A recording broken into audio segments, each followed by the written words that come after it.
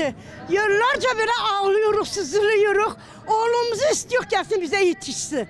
8 senedir biz böyle çekik bu ağlamağımızı. Neredeyse benim oğlum gelsin.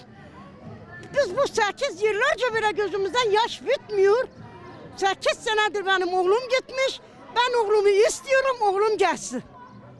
Tek başına mı yaşıyorsunuz? Evet, tek başında bir oğlum yanımda işten çıkmış. 3 tane çocukları benim yanımdadır. Bir oğlumu da işte çıkartmışlar belediyede. Çalışıyordu belediyede çıkarttılar. 3 tane çocukları benim başım üstündedirler.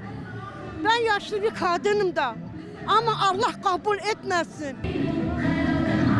Oğlumu istiyorum gelsin. Teslim olsun. İstersek cezaevine de bilse razıyım. Gelsin annesine de yetişsin gene razıyım. Tek yananız gelsin yetişsin bana. 5 sene önce benim çocuğum DHP tarafından dağa çıkartmışlar. 5 sene ben onun arkasındayım. Ömrün sonuna kadar onun arkasındayım.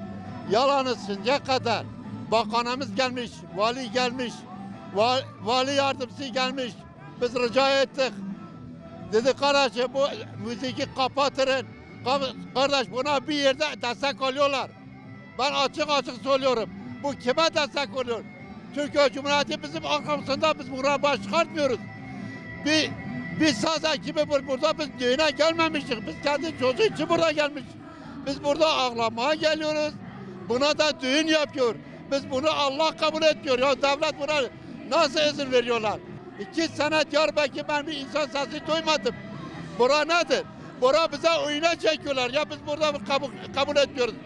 Böyle olsa bundan sonra biz gelmiyoruz burada ya. Daha artık acımız boğazda gelmiyoruz. Biz tahmin etmiyoruz.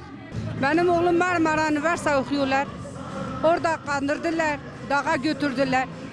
Zaten bazı çocuk dağa götürdüler. Ben oğlumu sesleniyorum. Gel teslim ol, vatana teslim ol. Çok şükür bizim vatanımız var. Bu müziği kapat. Ben rica ederim kimse bu HDP'ye oy vermesin. Çünkü HDP kalleştir. Bizim ciğerimi koparmışlar. Amerika'nın köpeğini veriyorlar.